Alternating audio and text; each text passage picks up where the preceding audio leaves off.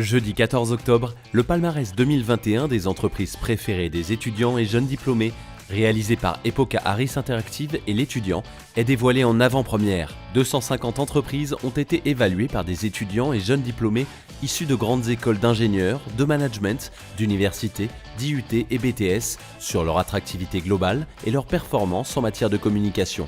On est ravis, avec l'ensemble des 200 collaborateurs de l'agence, de réaliser cette 9e édition du palmarès des entreprises préférées des étudiants et des jeunes diplômés. Avril-juin 2021, donc 15 mois après le début de la crise sanitaire, on va voir que ça a un effet, bien évidemment, sur le regard que portent les jeunes sur leur avenir professionnel. On est face à une génération qui, avant la crise, était déjà une génération, on peut dire, partagée entre du pragmatisme et des convictions. Quelque chose qui est très intéressant, c'est qu'ils se méfient énormément des avalanches de normes ou de labels qu'on peut leur asséner dans tous les sens. C'est une génération responsable. Ça prouve qu'il y a un engagement politique de ces populations et ça prouve qu'il va falloir que nous, on soit aussi dans l'axe parce que c'est le futur de notre économie. Après 18 mois de crise, cette conférence est l'occasion de faire un point sur les conséquences de la Covid-19 sur les attentes et comportements des jeunes leaders de demain et les enjeux qui en découlent.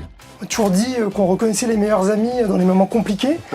Un moment compliqué, ils en ont vécu un. Et donc on a décidé, Decathlon, de se positionner comme le meilleur ami. Ça passe par des contrats en alternance, ça passe par des stages. On a eu je ne sais pas combien de webinars, de discussions dont l'étudiant s'invitait presque chez nous. Un employeur préféré, c'est une entreprise qui soit solidaire, c'est-à-dire une entreprise qui, quand il y a une crise, elle soit aussi là pour les aider. Cette jeunesse, elle va apporter quelque chose de nouveau. Il faut les écouter, il faut les entendre. Ils vont permettre à l'entreprise de se développer, de voir de nouveaux business. Connaissance sur l'entreprise, notoriété, employeurs de référence, entreprises dans lesquelles ils aimeraient travailler, performance en matière de communication, tous ces thèmes ont été décryptés et analysés pour donner aux entreprises et institutions des clés de lecture et ainsi leur permettre de réussir au mieux leur communication vers les leaders de demain. Une entreprise référente, c'est je pense une entreprise qui sait répondre aux exigences du temps présent parce que les jeunes ont des exigences qui sont propres et qui font progresser les entreprises, mais aussi du moyen et du long terme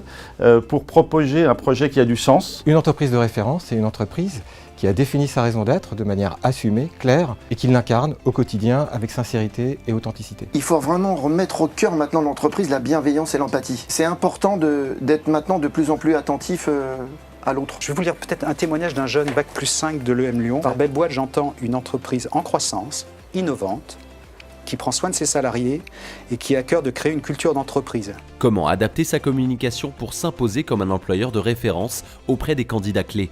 Les entreprises plébiscitées par les jeunes dans les écoles de management sont Danone, Groupe LVMH et L'Oréal. Côté ingénieur, Thales, Airbus Group et CNRS décrochent les premières places du podium. Le classement général revient à Danone, L'Oréal et Google. Ça vient nous conforter dans notre politique pour les jeunes. En effet, chez Danone, malgré le contexte du Covid, on a continué à intégrer des jeunes dans nos équipes. Et puis plus globalement chez Danone, évidemment, on cherche à donner du sens aux missions de tous nos Danoneurs et de nos équipes chez Danone. En fait, il faut vraiment concerner le jeune et être capable de s'adresser à lui en lui disant voilà, ta place dans notre écosystème, ce que tu peux nous apporter, il faut se sentir unique en quelque sorte. C'est pas parce qu'on est dans un secteur d'activité qui est moins attractif qu'on ne peut pas faire un travail efficace en termes de communication et de lien, encore une fois, avec ces jeunes étudiants et jeunes diplômés. En 2021, en 2022 et dans les années suivantes, plus que jamais, les entreprises doivent avoir une communication dans la continuité. C'est peut-être pas la meilleure campagne de communication, c'est pas tellement le sujet, mais d'avoir des